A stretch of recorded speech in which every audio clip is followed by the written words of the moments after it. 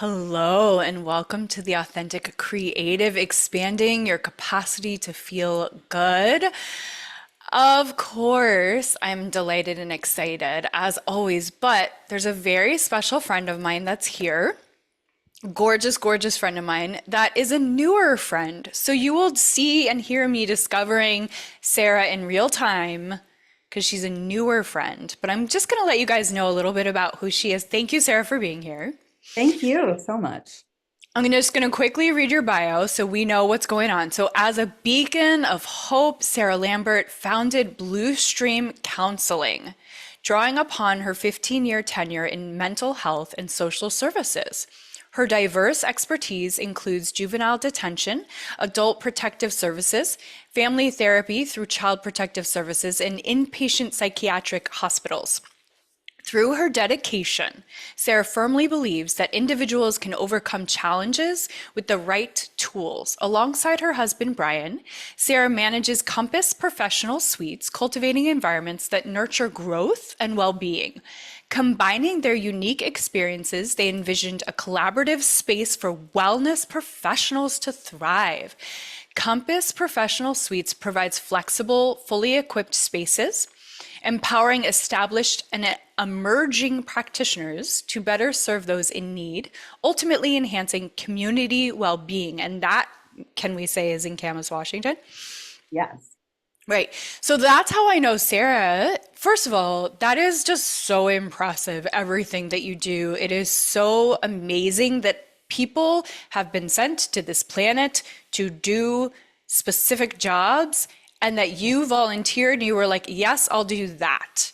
Because there's so many people that would not raise their hand for the kind of work that you're doing. And it's so vital and it's so important and it's so essential and it's so needed.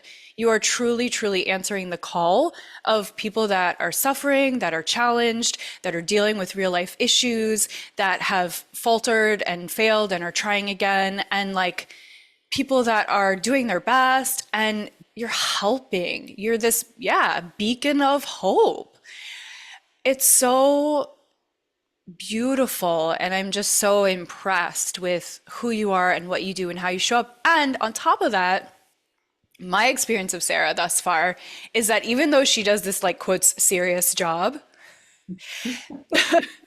that she's like very fun and very playful and very silly and very cool and interesting and unique and has all sorts of like interesting background of places that she's been and things she's done and what she enjoys, just a very dynamic, well-rounded individual.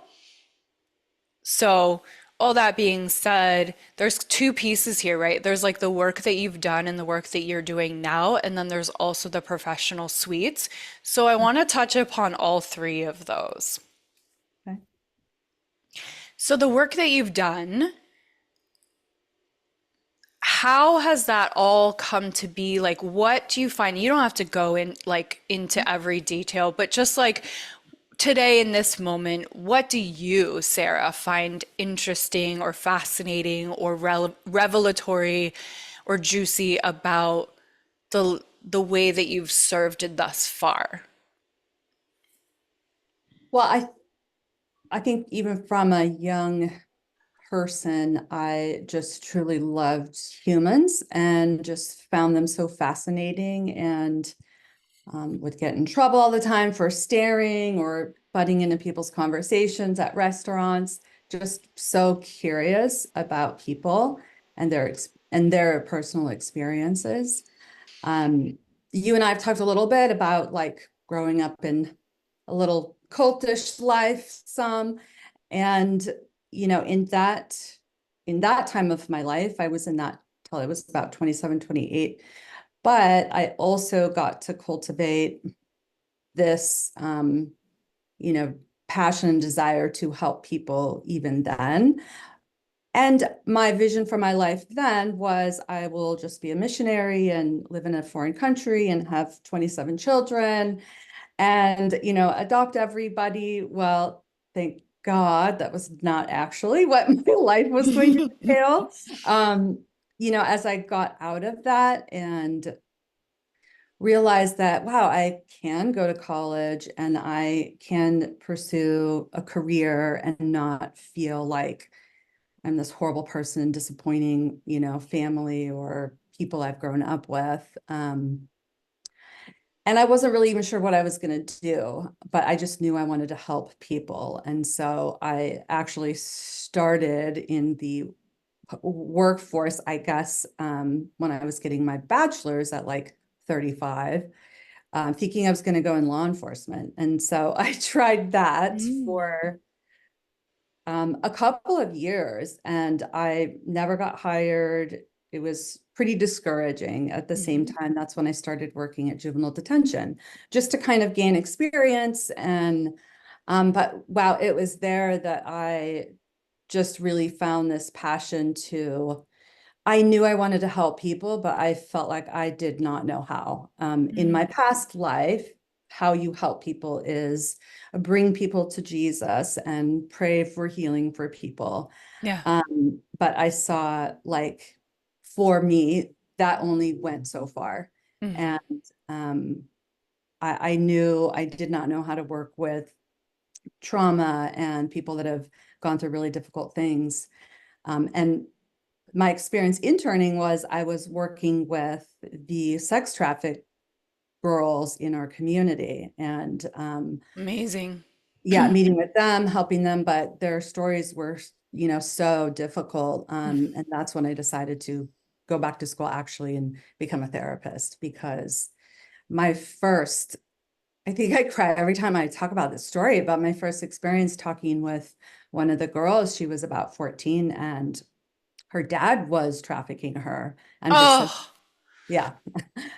And but it was like so normal for her. It was, she was in juvenile detention and telling me about this. But without any like frustration at her dad or anger toward her dad, just like, well, this is how our family provides and this is how we take care of each other.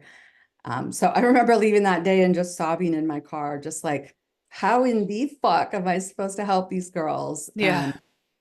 when I have no idea what to say to them? Yeah. So that kind of catapulted me into kind of working in the social service world, and just really like the whole time gaining experience and gaining, I have my master's degree, but I really feel like what has helped me the most is learning people and learning their stories and then learning what they did to overcome, Right. how they view the world, how they've had to change their view of the world because of their, difficult circumstances. That is so fascinating. And so, where are you today with what you're serving, the way you're serving, what you're learning, who you're working with? Where are you up to now? Yeah.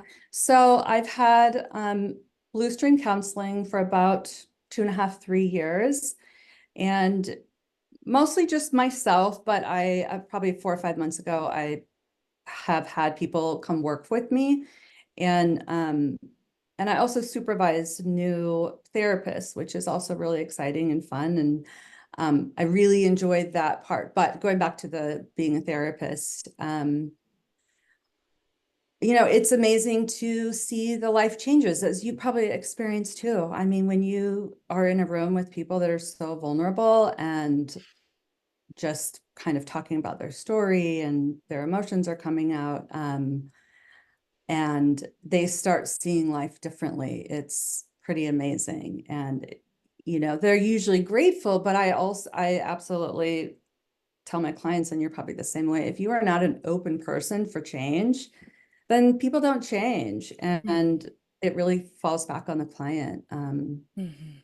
if they're really in a place to change. And Are the people that are coming to you because they're being told and they have to come to you, or are they choosing of their own volition to come? yeah, that's a good question. I would say it's 50-50. I do work with a variety of age groups. I take teenagers all the way up to people that are in retirement.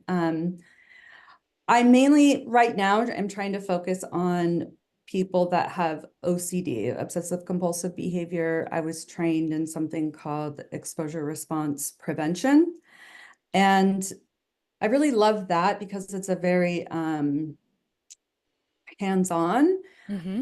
So for example, if someone is afraid to get their blood drawn, but they have to get their blood drawn because maybe they're having some medical problems, I will practice the blood draw with them over and over in session. And I have a fake needle and the band, and we pretend to draw blood and experience their anxiety and really help people not push away from anxiety, but how can I handle a difficult situation and also have anxiety and not try to get rid of it? And Mm. so with obsessive compulsive behavior, you'll have this intrusive thought and then a compulsion to get rid of this scary thought. Um, What's an example of a scary thought? Like I'm gonna die? um, yeah, it 9 times out of 10, it comes down to I'm going to die or my family member is going to die. So the intrusive thoughts, they also change. So I had a client who was really afraid of airplanes, thinking Mm. that all of them were nuclear bombs and they were going Mm. to, that was going to kill his parents. Mm. And then we worked on that. And then a couple weeks later, it was, somebody breaking into the house. But the hard part is getting people comfortable with the idea of dying, Mm. which is hard, especially working with little ones, or getting comfortable with the idea that your parents might die. And I know that sounds awful, but it's the fear of the thing that we work on and they have to face. Yeah. Um, so, I mean, there's lots of different subcategories of OCD too. Sure.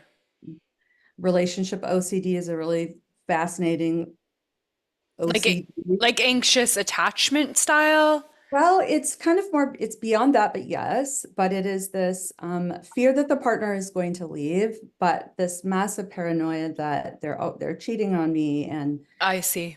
people will like hire a private investigator, and that ends up being a compulsion. They Yeah.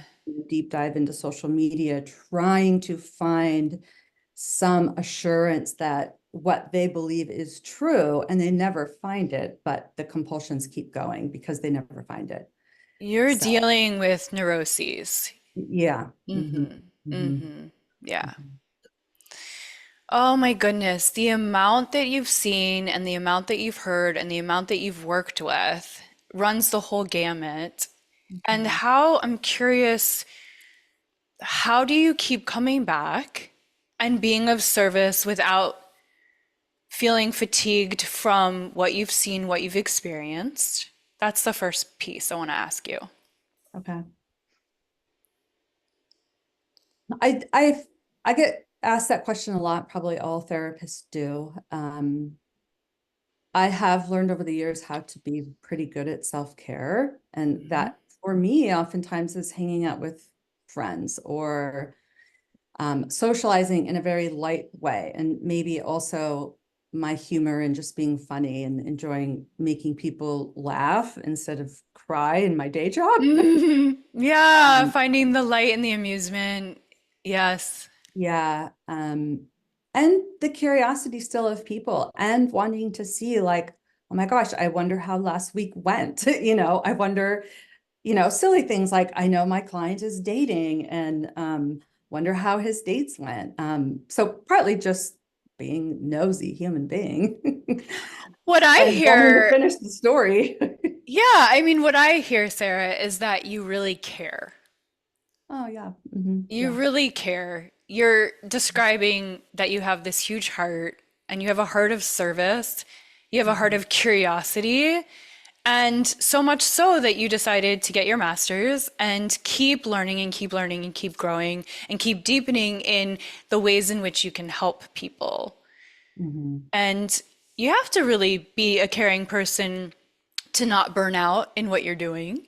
Mhm. You have to really want to serve. You have to really want, and I think you also have to be able to see some sort of improvements and results, which I'm sure you're seeing. Mhm. Yeah, and that does keep me coming back. And it is also the discouraging part, if you have a client for a long time and they're Yeah. getting very little change and they see it too. And, probably the hardest part is like breaking up with a client when you realize like, wow, I'm just maybe not a good fit. And um, whether that's the case or the client just really is not ready to do the hard work. Um, but I've gotten more comfortable um, not breaking up with clients, but that's what I say. Yeah. Well, you know You know, what? As I think my perspective on what you're saying is, yeah. I don't think it's necessarily that you haven't, not that you said this, but I don't think it's necessarily that you haven't helped them or that you're not the right fit.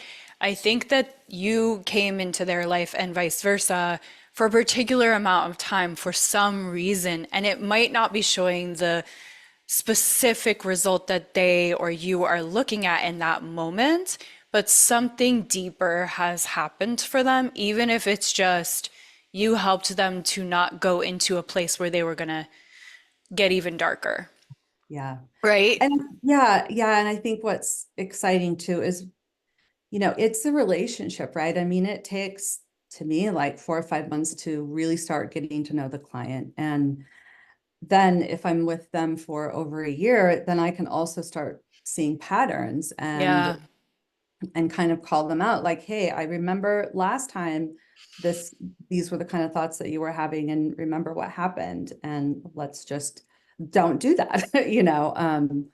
I still work with some substance abuse clients too that are in recovery or trying to be in recovery, and I've known some of them long enough to where I can gauge like, hey, this is what happened last time you Mm. relapsed, so we're not doing that again. Like, what are we going to do instead?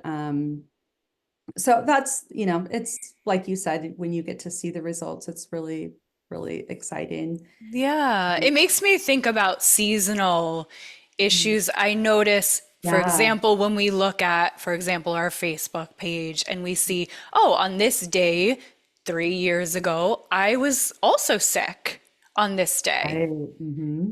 Oh, Mm-hmm. this day 5 years ago, I was also struggling with this particular problem. Yeah.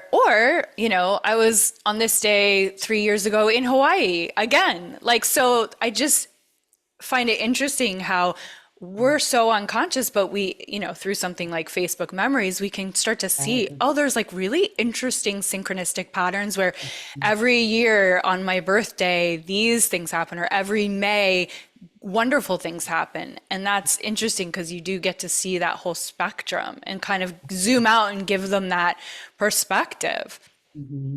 So, do you take on new clients from the public? How does that work? Yeah, I do, of course, and I take most insurances, so sometimes it's through insurance.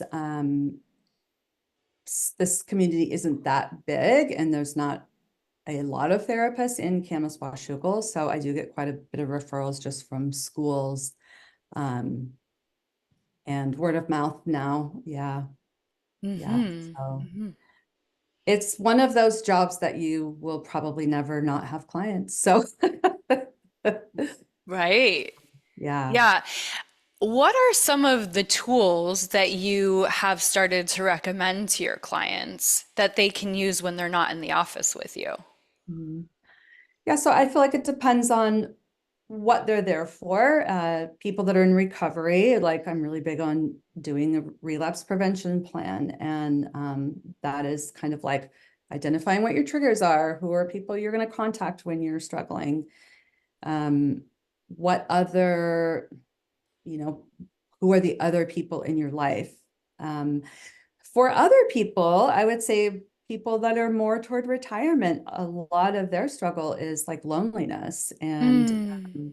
so it's me kind of urging them to build another community, not just me and not just their doctor, but where are some places you can go. So very practical things of like, hey, here is an event that's coming up that might be really good for you to try.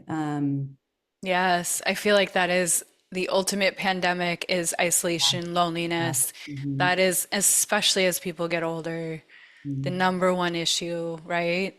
Yeah. And I think it's challenging because as you get older, it can feel more vulnerable to meet new people, to Hmm. make new friends. You're kind of maybe set in your ways about certain things, and maybe you don't want to learn how to do a new skill or go to a new event or have that potential rejection from social environments. Like you just feel like you just want to hermit. Right. Hmm. And I think COVID really kind of enhanced that for people. Yeah, absolutely. I mean, it's amazing. 4 years later, COVID still comes up all of the time in our Yes. session, all of the time about, well, this happened during COVID, or I lost this family member during COVID, or after COVID, I, developed like there's kind of a newer, it's not an official diagnosis yet, but COVID OCD about germs and the Yeah. fear wrapped around that people never struggled with before. But so that COVID Interesting. is still a big part of people's lives. I lost my job in COVID, and so therefore all of my finances went downhill. And now I'm depressed, and my partner left, Yes. just yeah. Yeah, I think we have a collective COVID trauma that we don't actually, we haven't, unless you're a healer or you're a therapist or a counselor, we don't actually necessarily understand that it actually is continuously affecting most people's lives Mhm. and that it's insidious and that if you don't have specific practices that you're using and ways to help yourself through whatever that was for you, that Right, you might just continue to suffer from it and it could snowball. right, Yeah. absolutely. Yeah. Yeah, absolutely. I think going back to some of the skills, I guess I tried to teach, I use a lot of something called cognitive behavioral therapy. And basically, I'm sure you're aware of what that is, but it's like, what was the situation? What was your thought around the situation? What feelings did you have about that situation, about that thought? And then what behaviors came out because of those feelings? And really trying to help people. So it's a skill to remember, how did I feel when this happened? Or what was my thought that, my friend said they were going to pick me up and they didn't. My Mm. thought was, nobody likes me, Yes. Yes. right? And then my feelings then become, I feel lonely, I feel sad, I feel not worth a shit. And then my behaviors Mm. are, I isolate, and I eat a bunch of snacks, I eat a bunch of candy, I drink a lot of alcohol. So it's like rewinding situations with the client. Okay, so since your friend didn't come pick you up, what could be another thought? What else do you think? Maybe there was something going on with their life. So, okay, like try to imagine that it isn't about you. So Mm. if the thought is almost like a neutral thought, oh, my friend got busy. So what are your feelings going to be?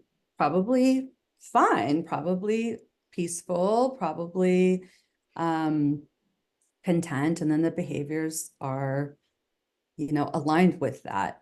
So that is the thing that I feel like I drive home constantly, Mhm. because for me, and because that's the lens I do therapy out of, I feel like that is what changes people's lives. Yeah, it's when you have a certain filter with how you process the world and you're looking for certain, the ego's looking for certain evidence of, I'm not worthy, I'm not good enough, I always fuck it up, whatever evidence I don't belong, right? Like that we're looking for, Yeah. unconsciously looking for it, we're going to just keep finding more and more of it. Like if you said, I'm looking for a red car, you're going to see all the red cars all day long. And it's Mhm. going to reinforce that identity of nobody likes me, whatever it is. Yeah. And so it sounds like what you're doing is you're really helping people to expand their perspective and have choices about how they can view things in this example that you're giving. Yeah. Mhm. Yeah, and I think that's so great because you are someone that's like objective in their life where they're Mhm. not going to necessarily just immediately reject the options that you're giving them because they're related to you or you're their friend or whatever, it's like, oh, well, you don't understand or whatever. It's like they Yeah. know you're this objective person in their life. Mhm. And a lot of people need, most people need someone that is completely objective, Mhm. that's Mhm. not in relationship with them, that can just be like, well, how about this perspective over here? Right. And also Mhm. to just feel seen and heard and known.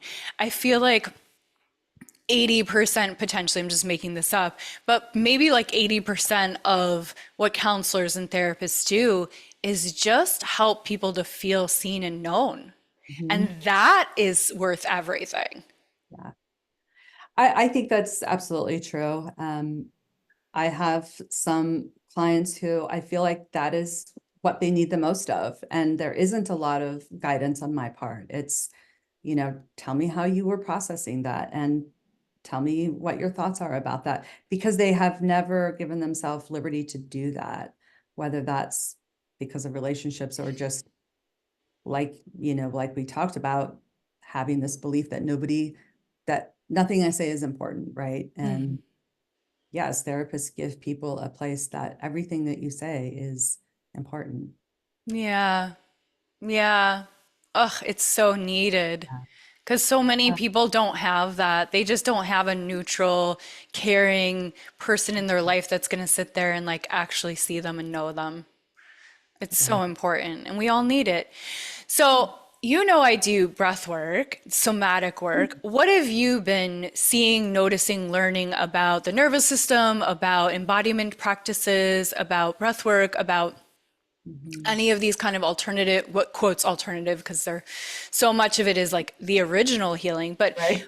what is your relationship to things like breath work or Reiki or, you know, going to see a psychic or a channeler or an acupuncturist? Like, what is your relationship with that in terms of your clients? Well, in terms of myself first, I will say, coming from my background of being very religious, a very, Bible-centered life and lens, that the only spirit is, the Father, Son, and the Holy Spirit. And that is it, and everything else is the devil. Mm, So, it has taken me quite a while to, I guess, be even comfortable in that space, that if I personally allow someone to do Reiki, I'm not going to get demon possessed. And I had the amazing pleasure of having you work on me, and that's probably the third time I've done it, but that was like the most like non-intense, intense moment, where my body felt very, very paralyzed almost, but internally, sometimes there was a lot going on, sometimes there was a lot of peace. But I knew what I was craving from you and from that moment was peace. And I had shared with you that what I experienced was being in this like beautiful river. Imagine like a fly fishing river and the sun beating down, and I'm laying in the water floating, and the sun is just beating down on me, and I wasn't even having to keep myself afloat. I think that's what I kept thinking, like, I'm not even having to work to stay afloat. And that probably goes to some of my personal core issues, is like always having to work, always having to move, always having to have something to move forward. Yes, yeah, like the time and swan time and time. with it looks very elegant on the top. This is how I describe myself, is people always say, Yeah. "Oh, you're so calm." And I'm like, "You don't see the little paddling underneath that's happening." Yeah. Yeah. Yeah. Well, So, I'm so it's, happy that you had that experience. Yeah. yeah, yeah. So I feel like I'm still, opening that door. And, definitely people like you in my life pushing me to that, to not be so afraid of it. But I do also encourage my clients to experience that, especially the ones who have had religious trauma, so that they can also experience another avenue of the spirit or just energy.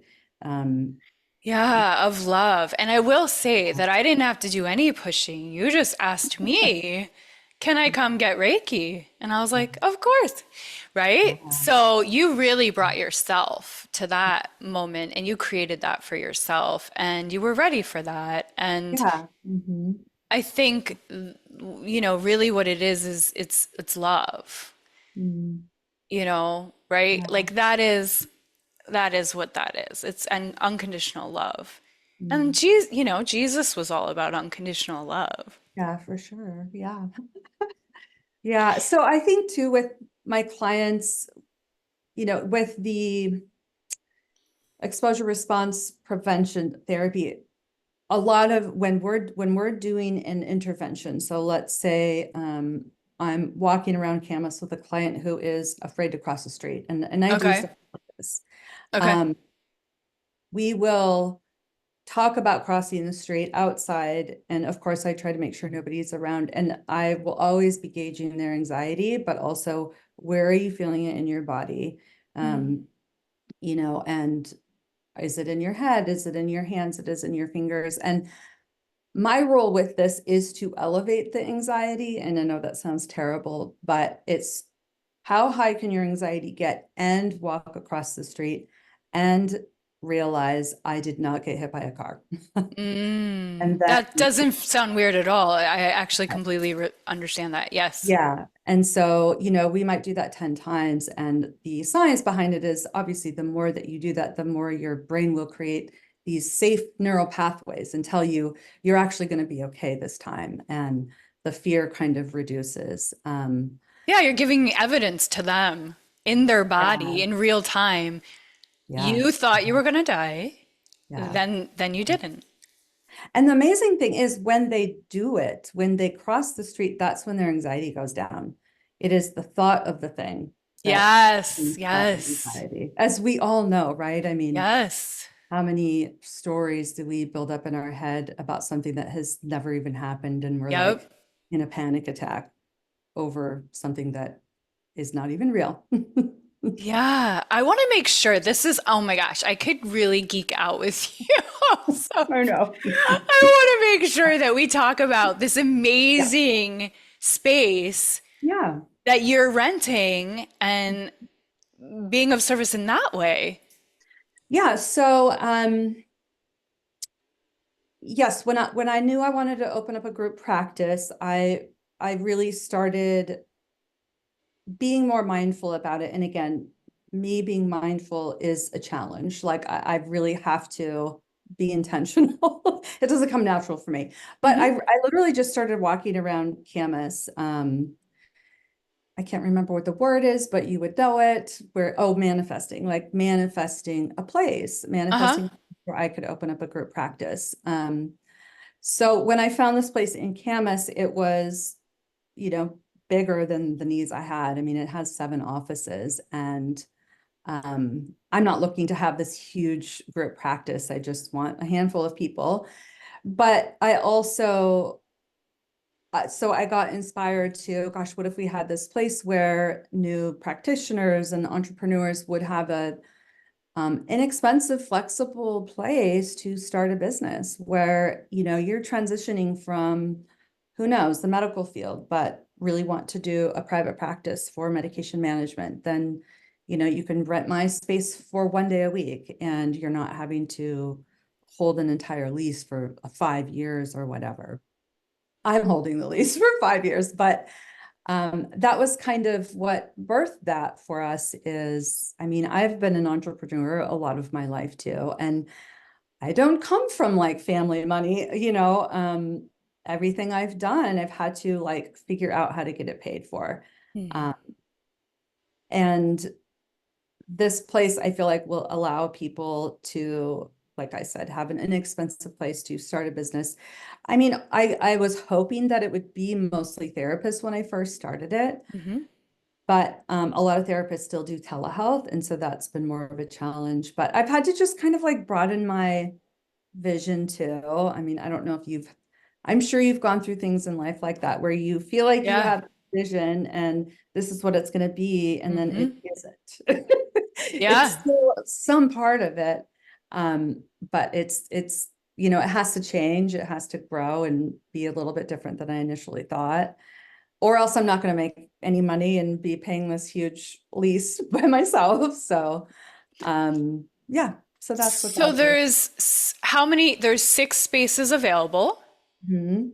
And what sizes do you like? Are there pretty decent sized spaces? Yeah, I have a couple that are, gosh, I think like 14 by 11.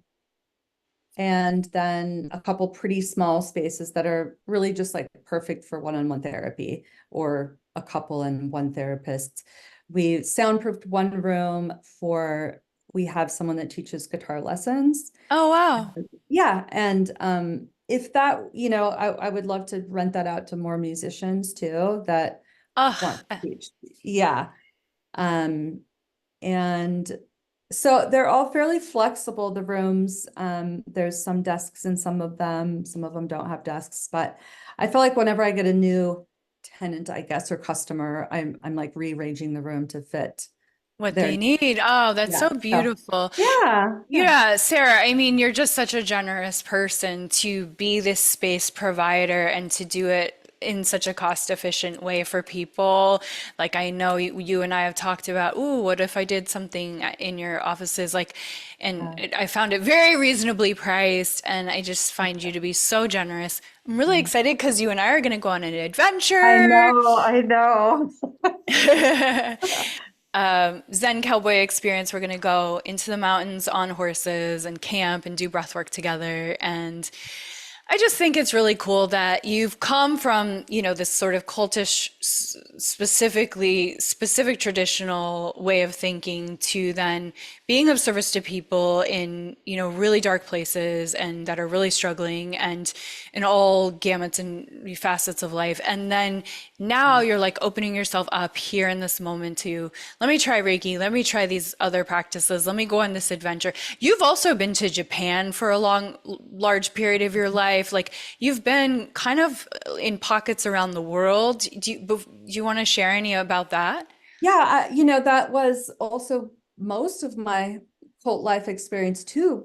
But some of the better memories of that life was we did get to go to other countries a lot. I mean, we went on mission trips. So, I mean, well, my parents actually were missionaries in Japan for like 15 years. So I visited them, but I went to South Africa and a lot of the Caribbean countries, the Philippines, Germany.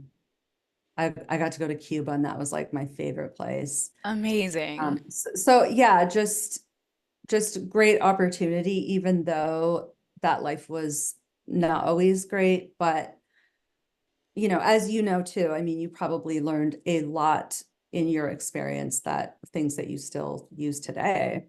Right. Hmm. Yeah. Yeah, yeah, that's great. I love the fact that you've done so much traveling, and I always see, you're rollerblading or you're just on an adventure with a girlfriend, like you're just very Yeah. fun in your daily life. We met at the gym, No, and yeah, yeah, I basically ran into you, just yeah. We totally ran into each other. literally. Funny too is that when, yeah, you were just like so friendly, and I'm pretty friendly, but not maybe to strangers. So you had also invited me to your house for breakfast, and I was just like, I think I gave a pin drop to my husband. I was like, okay, if I get murdered, because people just don't do that these days, unfortunately. And then you were just so lovely and gave me tea and like super welcoming home. So And I got all into human design with you, and you're like, what is happening? yeah, yeah, Yes, yes. Well, I still need to convert you into someone who does breath work. yes. That's coming. That's I coming, yes. I really feel that depending on the client, that the practices, integrative medicine, like therapy with somatic practices, with healing touch, safe healing touch, with safe, slow, really conscientious breath work practices. Like it'd be really cool to see how we could integrate some of the things that I do into helping some of your clients. I don't know if that's a possibility, but I think I hope that's where things are headed, where we can marry these worlds and help people from the whole picture. Mhm. Absolutely. I mean, that was also part of our vision, I guess, for this place is to have, I mean, it's called the wellness center for that very reason of like, yeah, you make a pit stop in every room for a different service and you leave and your life has changed and you have no more problems ever again. But I am funny because I really like doing like the breath work and yoga, but it's like I like going on retreats for it. And I don't know why that is easier for me than, doing like a regular weekly thing. But if I plan it out and I pay for it, then I know I'll do it. But it's still the practice of doing it for me is hard, like daily practice. Yeah, that makes sense. And Yeah. most people don't give themselves the opportunity to do those types of retreats. And I think it's amazing that you're Mhm. giving yourself those opportunities and those you can get a lot done in just Yeah. going to a retreat and then integrating that as opposed to just doing a little bit here and there. So I think it's all good. It's like whatever works for each person's life too. And what I like about the breath work that I offer is it's really can integrate into the person's life however works for them. Yeah. So, anything that you want people to know that are listening to this about your services, about your space that we haven't covered? Mm, not really. I think my biggest plug would just be, if you are someone looking for therapy, don't give up trying. Um, I heard in Clark County that there are only enough therapists for 12% of our community, which is just terrible. Wow. And I believe it because I do get referrals all the time that I can't fill, but I really try to send them on. But it just takes a little bit of persistence, to get on someone's wait list, but then call them back or have a couple people in mind. And, right now it's kind of like whoever you can get still might be better than nobody. um, so just that, like, I know it's scary to be vulnerable with somebody, but it takes time. You don't have to open up your whole heart like the first moment. Some people do, and that's nice, but Mhm. um, yeah, mostly just that. I mean, it's a good self-care thing to give to yourself, just like as well as going to see you and doing breath work. And I mean, those are vulnerable. That's probably why I don't do it. It's vulnerable. Yeah. Yeah, for sure. Especially when you're the person who's always being the safe space for other people. And it's quite a role reversal to be in the Yeah. other position of receiving. Yeah, and you're just such a strong woman that I think, and a lot of women who are strong and that have needed to be strong and that are really have learned how to be there for other people in deep, wide, consistent ways that it can be a little bit awkward, a little bit uncomfortable to allow yourself to be supported, which brings me to the last thing I want to say, and we'll wrap up is that caregivers need caregivers. Right. And Right. most people on some level are caregiving, whether it's a pet or a sibling or their children or their parents or a grandparent. Most people end up having at some point in their life to be a caregiver, and it's hard and it's Yeah. consistent and it's a lot. And so I think it's really important as if you are a therapist, if you are a social worker, if you are doing a job that requires so much of you, that Mhm. you make sure that you get the support that you need to, because that's going to give them what they need. So, Yeah. that goes from all moms. Yeah. Yeah. Mhm. Yeah, it's so I important. appreciate you like listening to me for 45 minutes because like you said, I mean, that is not usually my role. My role is listening. So I appreciate you giving me this time to just talk and talk about myself. So that was great. You're welcome. It was a pleasure. You're wonderful, and I just can't wait to spend more time with you I and know, I get to know know. you So much better, fun. have fun together. And you I see that you do these mixers and fun things, and you're always collaborating and helping and very community oriented. And so I just appreciate that you're doing that. Thank you. Awesome. And I'll try to get you to come to something I will be doing soon, Do probably. you So have a date for your next event yet? I don't. Okay, Mm-mm. so it's in the works. Stay November tuned. sometime. Yeah. Okay. And then Yeah. if people want to ask you questions, get in touch with you, if they say, "Oh, I think I need to come to you," or "I know someone who needs to come to you," or I want to rent your room," how do you want them to reach out to you? Probably just the easiest is bluestreamcounseling.com right now. Just Got my it. website. I have another website for this business, but that's just the simplest right now, Bluestream Counseling. Perfect. All Okay, right. that's Thank cool. you, Thank you. Sarah. I love Love you. you.